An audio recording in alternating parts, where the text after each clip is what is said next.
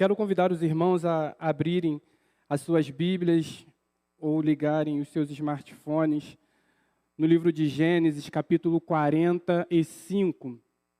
Pela manhã, nós estamos estudando casos de família.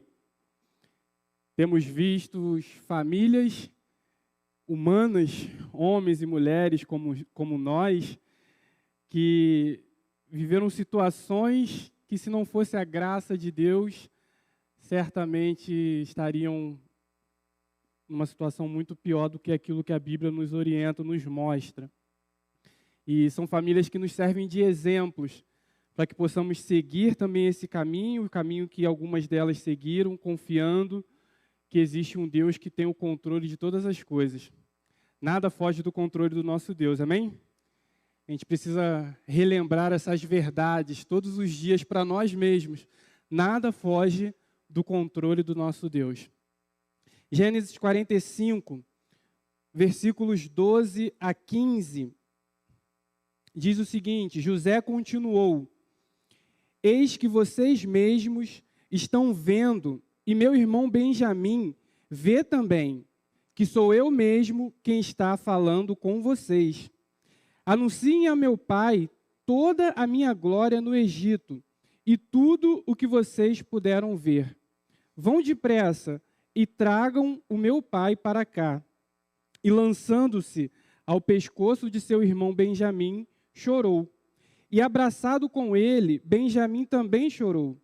José beijou todos os seus irmãos e chorou, abraçado com eles. Depois, os seus irmãos falaram com ele. Vamos orar?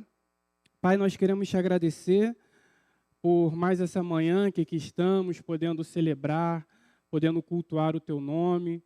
Manhã que, em memória, nos lembramos também do teu sacrifício na cruz. Menos uma ceia, Senhor, até a sua volta.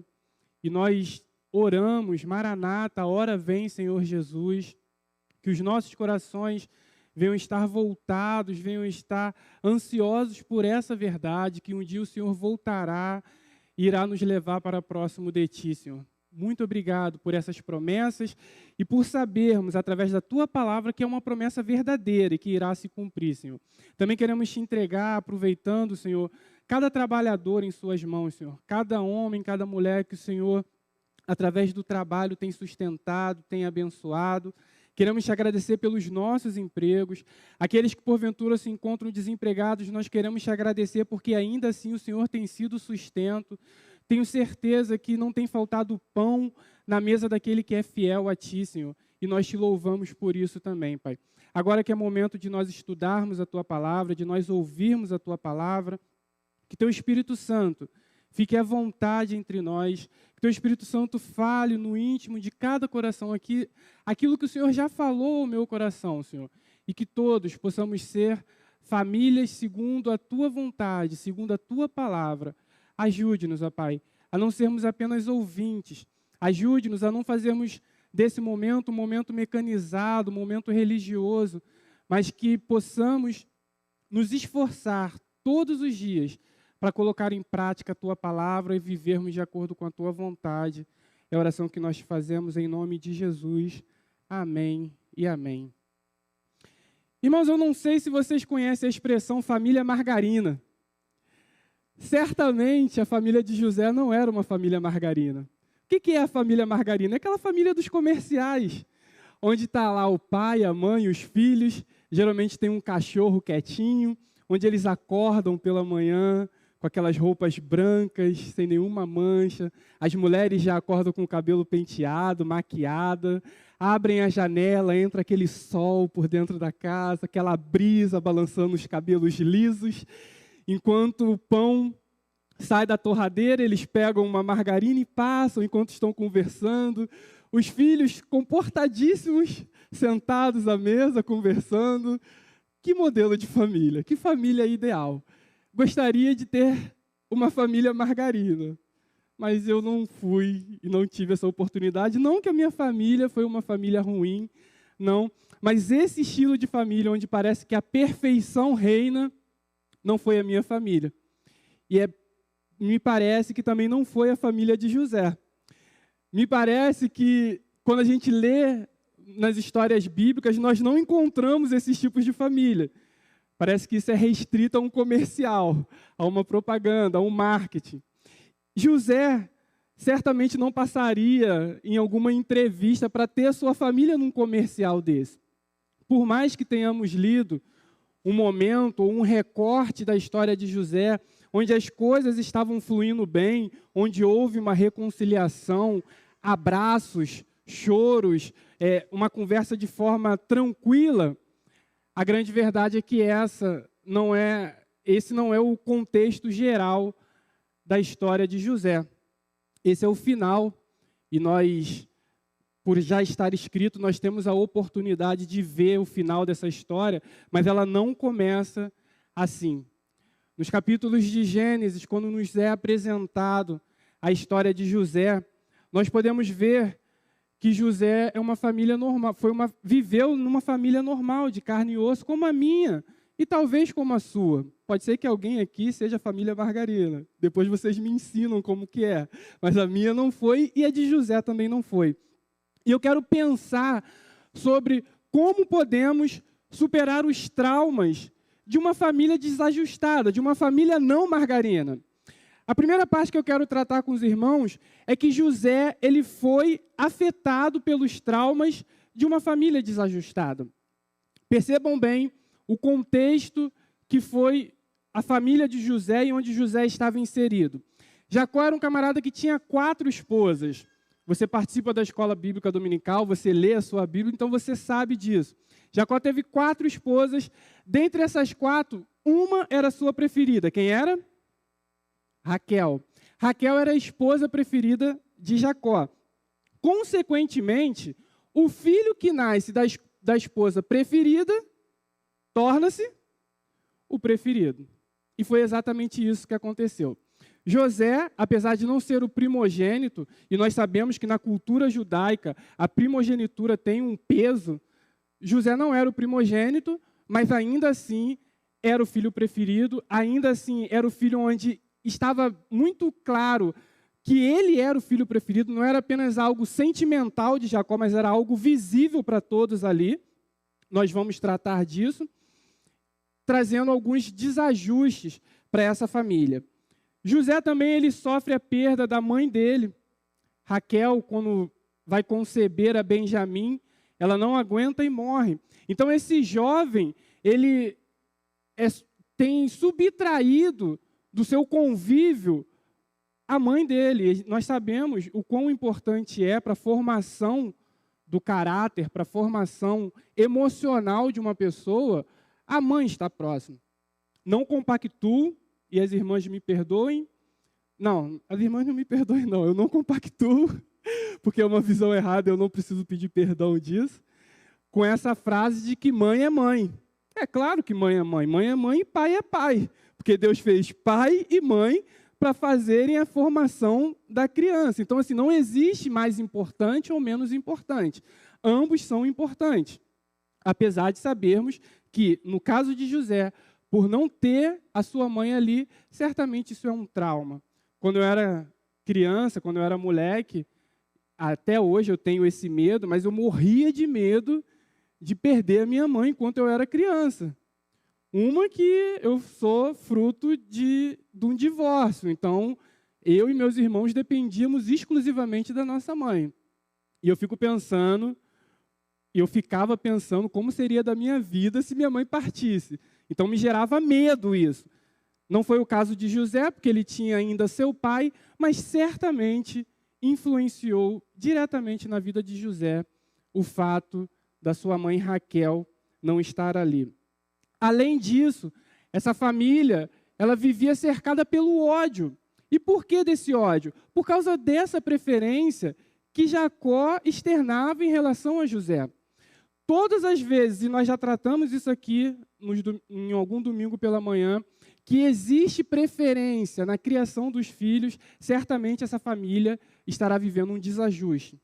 Todas as vezes que existe preferência, famílias estarão desajustadas e trará traumas para os componentes dessa família. Aqui, na história de José, e você conhece isso, isso é claro, isso passou de forma assim, muito percebida, que os irmãos de José, por causa dessa preferência, odiavam a José.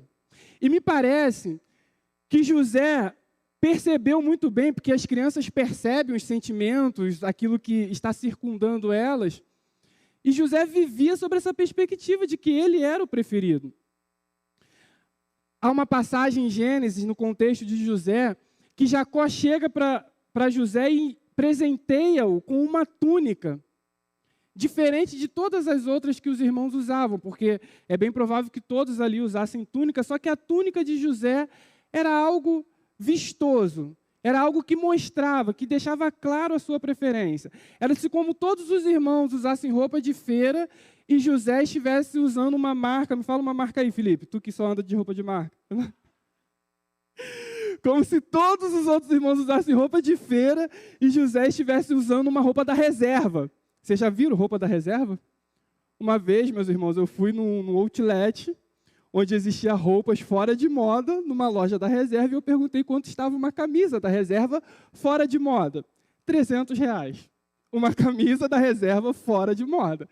E eu falei, eu não vou nem entrar na loja, porque pode ser que me cobrem ao entrar, né? Então eu saí por ali mesmo e fui na loja que estava no meu patamar, porque isso não dava para mim. Pode ser que José tivesse ganhado uma roupa da reserva, aquilo vistoso, que todo mundo olha e fala assim, cara, por que só ele tem isso? E nós não. E isso gerou mais ódio ainda nos irmãos de José. O texto vai dizer que eles não conseguiam mais trazer nenhuma palavra amigável com José. Eles viviam sempre num clima tenso, num clima de guerra. E para piorar as coisas, José teve um sonho. E nesse sonho, é claro que os irmãos deles iriam se submeter a ele. E o texto vai dizer que os irmãos ficaram mais furiosos ainda pelo sonho e pelo modo que José relatou o sonho.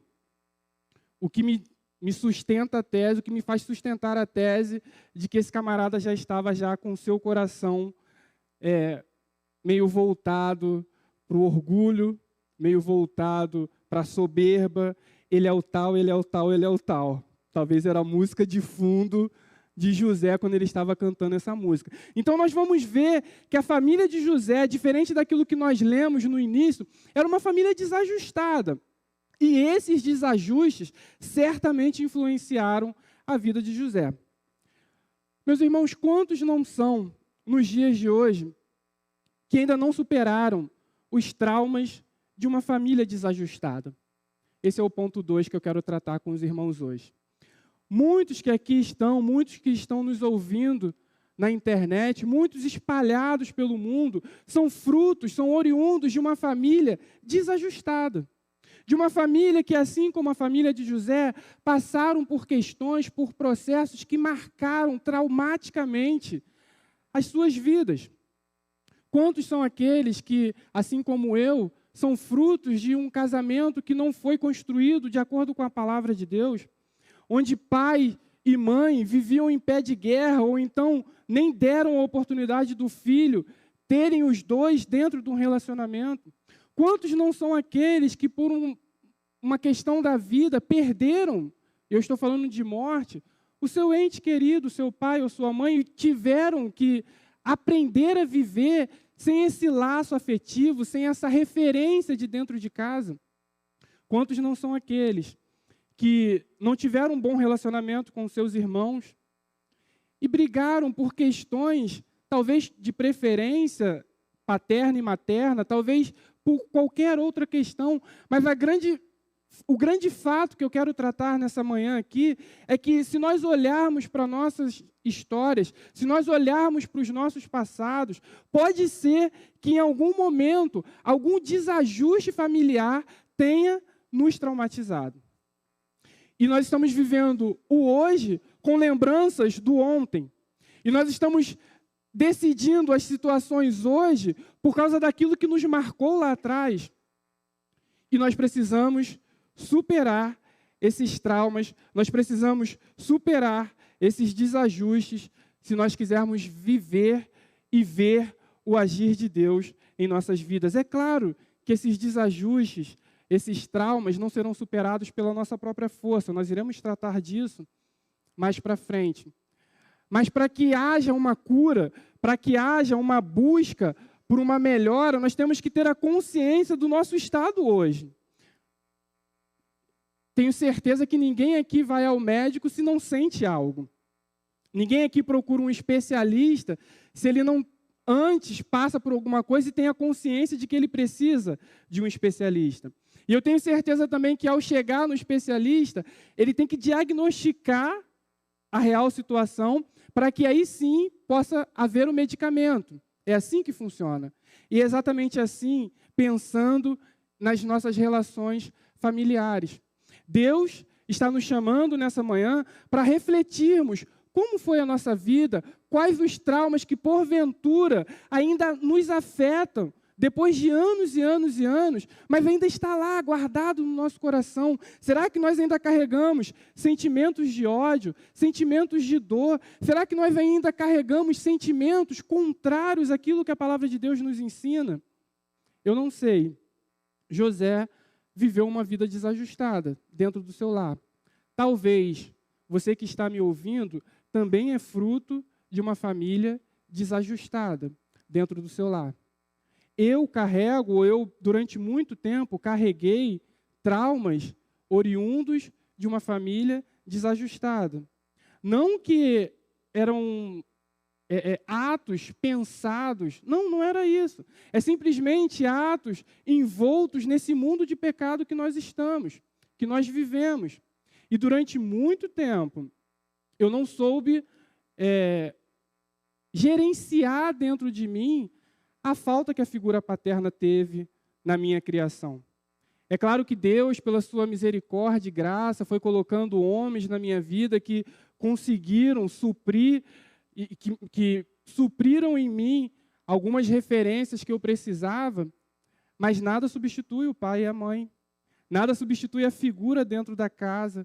E durante algum tempo eu precisei gerenciar isso, eu precisei conviver com isso, para então permitir que Deus pudesse tirar de mim traumas passados oriundos de um desajuste.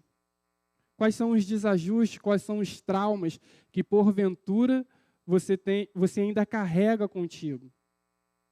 José carregava esses traumas. Eu, como falei aqui, carreguei alguns traumas, alguns ainda estou lutando para me livrar, porque a gente está sempre num contínuo processo. E a pergunta que nós devemos fazer nessa manhã é se, porventura, existem alguns traumas passados, alguns desajustes passados, que ainda influenciam no nosso modo de ser hoje, no nosso modo de ver o mundo hoje, de se relacionar com outras pessoas hoje, e, inclusive, de constituir e de dar seguimento à nossa família hoje. Já viu aquele caso de uma pessoa que viveu uma vida restrita de bens materiais, e aí quando cresce, consegue uma boa formação, um bom emprego, um bom salário, constitui uma família, e aí cria o filho na abundância, dando tudo que ele quer, e aí quando você vai questionar, mas por que você não dá não para o seu filho? Não, porque no meu passado eu recebi muito não, porque eu vivi uma vida restrita, e agora eu quero fazer diferente com meu filho. Isso é desajuste. Pessoas que passaram por traição e hoje não conseguem se relacionar com ninguém. Isso é desajuste passado, traumas passados. Pessoas que não tiveram a figura paterna, a figura materna dentro de casa e não sabem agora expressar um verdadeiro amor, um amor bíblico para os seus filhos, oriundos de um passado tenebroso, de um passado sombrio. Deus está nos chamando nessa manhã para nos livrarmos, para superarmos os nossos traumas passados, oriundos de uma família desajustada. Deus estava ajustando a vida de José e transformando-o em um instrumento de mudança. É o terceiro ponto que eu quero tratar com os irmãos nessa manhã. Apesar de José estar inserido nesse contexto de desajustes, e bem provável esses desajustes influenciaram o caráter, influenciaram quem era José, ainda assim Deus estava no controle da história de José. Ainda assim Deus estava ajustando a vida de José para que José pudesse ser pudesse passar por uma transformação e ser um instrumento de mudança. No capítulo 39 de Gênesis,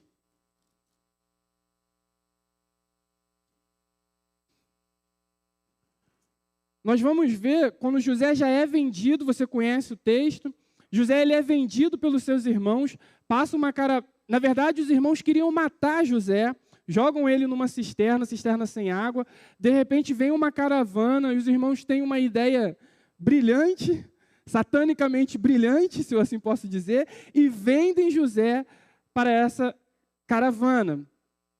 José é levado para o Egito. Indo para o Egito, ele vai para a casa de Potifar. E aí no capítulo 39, nós vamos ver pelo menos umas 5 vezes a repetição da expressão, e o Senhor estava com José. E todas as vezes que a gente pega para ler um capítulo e há uma repetição de uma sentença, atente-se a isso, porque o escritor queria nos dizer alguma coisa. No capítulo 39, por pelo menos 5 vezes, o texto vai dizer, e o Senhor estava com José. E o Senhor estava com José. E a gente infere disso que se o Senhor estava com José, José também estava com o Senhor. Então ali havia um relacionamento entre José e Deus, ou melhor, entre Deus e José. Deus estava mudando a vida de José, Deus estava trabalhando na vida de José, para que aqueles traumas do passado, para que aquele passado doentio, aquele passado triste, pudesse se transformar em um instrumento de mudança, não só para a vida dele, como para a vida de todos aqueles que estivessem ao seu redor. José, ele passa por diversas situações, e as pessoas lá no Egito começaram a perceber que ele era um jovem diferente, que as coisas onde ele colocava a mão prosperava. O próprio Potifar começou a ver isso. Então José começa a viver uma situação onde ele vê Deus o abençoando, onde as pessoas estão vendo Deus o abençoando e a vida dele sendo transformada através de um relacionamento íntimo com Deus, através de um relacionamento de cuidado. José, meus irmãos, tinha todos os motivos para chutar o balde. Os seus sonhos foram frustrados, o convívio familiar tinha sido desfeito, seus irmãos tinham traído ele, tinham matado ele. Se a gente for ver, os irmãos de José mataram José. Venderam ele para um povo e não sabiam o que ele ia fazer que eles iam fazer com José. José tinha todos os motivos para chutar o balde. José estava longe da sua terra. Mas José sabia que mesmo longe da sua terra, mesmo com os seus sonhos frustrados, mesmo com a sua vida despedaçada, ainda assim Deus estava com ele. José sabia que ainda assim Deus estava no controle da vida dele, ajustando tudo aquilo que precisava ser ajustado, modificando tudo aquilo que precisava ser modificado, às vezes dando a ele traumas maiores, às vezes dando a eles algumas dores ainda, porque a história ainda nos mostra isso, mas ainda assim José percebeu que Deus estava com ele. E o texto diz, o Senhor estava com José, e José começou a viver sobre essa perspectiva. Uma parte clara para mim em relação a isso é quando a mulher de Potifar, e alguns vão dizer que era a Potiféia. Qual o nome da mulher de Potifar? Potiféia. Eu acho bem provável que não tenha sido isso, porque o inimigo não usa as suas piores armas, né? Ele certamente usa as suas melhores armas. A mulher de Potifar pede para se deitar com ele. Um jovem, longe da sua família, longe da sua casa, poderia muito bem ter aceitado esse convite. Mas José, ele sai com uma resposta que demonstra para mim o tipo de relacionamento que ele tem ou que ele teve com Deus. Se eu fizer isso, eu estarei pecando contra o meu próprio Deus. José entende que por mais que a vida tenha sido difícil, por mais que a vida naquele momento estivesse sendo difícil, Deus estava no controle da vida dele. E ele precisava estar aberto para receber esse tratamento. Ele precisava estar aberto para receber o cuidado de Deus, para que Deus pudesse ajustar os seus sentimentos, para que Deus pudesse ajustar as suas emoções. E aí sim, ele ser instrumento de bênção. Às vezes Deus age dessa forma. Como um pai que precisa levar um filho ou uma filha para tomar vacina, e por mais que aquela criança não entenda aquilo, que você tem que segurar, não é? Quem tem filho pequeno, você tem que segurar, cruza a perna, amarra, para uma mulher vir e machucar a criança. Certamente a criança não entende isso. Nossa, o meu pai está me segurando. A primeira vez que eu levei a Isabel para tomar vacina, ela me olhou com um olho que partiu meu coração. Ela não falou nada, mas eu entendi o que ela quis dizer. Pai, você me segurou para que alguém pudesse me ferir. Ela não estava entendendo o que estava acontecendo. Eu, enquanto pai, sabia que era um mal que iria se transformar num bem. E às vezes Deus age assim. Em alguns momentos da história de José, os males que estavam acontecendo era a perspectiva de um bem melhor que iria acontecer. Mas José precisava ter o seu coração tratado, transformado das suas feridas, dos seus traumas passados. Deus quer usar a sua história, Deus quer usar a minha história, Deus quer usar a nossa história para que outras vidas também sejam abençoadas. Para que as nossas famílias desfrutem da graça, do convívio diário com Deus, independentemente de como foi o nosso passado, independentemente dos traumas que nos foram impostos, ou que até mesmo nós fomos os causadores. Deus quer usar a nossa história para transformar as nossas vidas e as vidas daqueles que estão ao nosso redor. Deus quer fazer novo, de novo. O nosso Deus é um Deus de reinício. O nosso Deus é um Deus que continua escrevendo a história, que tem o controle do mundo em suas mãos. Alguns vão dizer que... Como é que é? Esqueci. Deus, ele tem o controle da história. Não só... alguns vão dizer que Deus escreve certo em linhas tortas, lembrei. E eu não compactuo com isso. Porque para mim, a caneta é de Deus, o caderno é de Deus, as linhas são de Deus, ele escreve certo, no local certo, na hora certa, com a caneta certa, no momento certo. Porque Deus é soberano.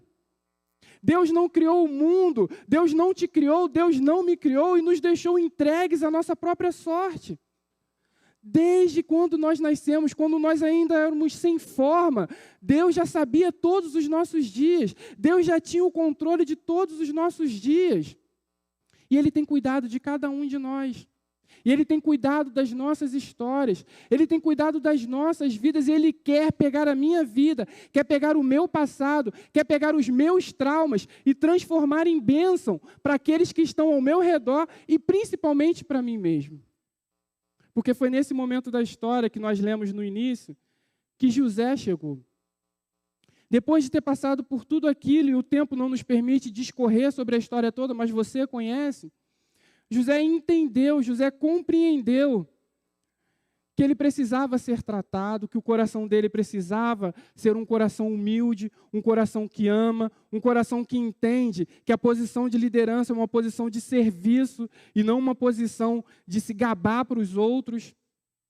José entendeu tudo isso no decorrer da história dele. José conseguiu, pela graça, pelo poder, pela atuação de Deus, superar todos os traumas vividos no seu passado. E o mesmo Deus que operou na vida de José, o mesmo Deus que pegou essa família não margarina, é o Deus que está aqui hoje, é o Deus que se faz presente nas nossas vidas, querendo mudar a minha e a sua história. Disposto a mudar a minha e a sua história. Eu lembro da história de um irmão que era do Nordeste, veio para o Rio, e a situação não saiu como a família se planejou para que saísse. E eles tiveram que voltar para o Nordeste. Só que a família, eu não lembro os detalhes, mas não dava para voltar todo mundo. E aí esse irmão, com apenas 7 anos de idade, ele conta que ele foi para a escola e quando voltou, a família já não estava mais na casa. Exatamente isso, ele foi para a escola, quando voltou, a família já não estava mais na casa. Esse irmão fala que por mais pequeno que ele fosse, por mais com pouca idade que ele tinha, o mundo dele caiu naquele momento. Ele não conseguiu compreender o que estava acontecendo, pensou que seus pais tinham ido em algum lugar e já voltaria. E o tempo se passou e ninguém voltou. Aquele irmão ele teve que ser conduzido para um local de crianças sem responsáveis. Se não me engano, foi depois de ter praticado alguns crimes na rua, ele foi para a Funabem, a antiga Funabem, e passou o restante da sua vida remoendo o fato dos seus pais terem o abandonado. Esse irmão, por diversas vezes, ele fugiu da Funabem, ele conta essa história.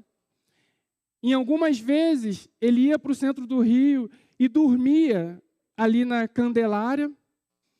E aquela chacina que houve nos anos 80 ou 90, era para ele estar ali entre aqueles jovens que tinham morrido naquela chacina. Só que por alguma obra divina, naquele dia ele não quis ir para aquele local. E aqueles outros jovens tiveram suas vidas ceifadas e esse irmão não. E durante toda a sua juventude ele carregou esse trauma e era um jovem rebelde, um jovem totalmente contrário às leis, também pudera, com uma história de vida dessa. Mas aquele irmão disse que em algum momento da vida dele, ele teve a oportunidade de se encontrar com a palavra. Alguém pregou a palavra de Deus, pregou o Deus que faz novo, que faz nova todas as histórias, que recomeça todas as histórias. E ele entendeu que ele precisava desse Deus. Ele diagnosticou que a vida dele estava longe de ser uma vida de família margarina. E ele falou: Deus, eu quero entregar a minha vida em tuas mãos. E eu quero que você faça da minha vida algo novo. E Jesus entrou no coração daquele jovem. E aquele jovem teve a sua vida ajustada. Hoje, ele é um homem temente a Deus, com filhos, com uma família estruturada. E quando ele se reúne para falar para jovens, ele fala: jovens, ame a seus pais, honre a seus pais. Como pode alguém que foi privado de forma tão cruel de um relacionamento com os seus pais, olhar para outras pessoas e dizer: ame o seu pai? A única resposta para isso é que esse homem, assim como José, entregou a sua vida para Deus e permitiu que Deus usasse a sua história, ajustasse os seus traumas passados, para que aí sim ele pudesse ser bênção para outras vidas e pudesse também desfrutar a bênção do convívio com Deus. Viver com Deus, meus irmãos, apesar das dificuldades, apesar das lutas, é sim viver uma vida de comercial margarina, sabe? É sim. Porque Deus não tem nos deixado faltar nada. Deus tem estado conosco todos os dias. Viver com Deus é sim saber que a gente pode acordar pela manhã, abrir as janelas e sentir os raios do sol, sentir a brisa batendo nos nossos rostos. Saber que apesar das dificuldades nós temos a alegria, nós temos a paz que excede todo o entendimento.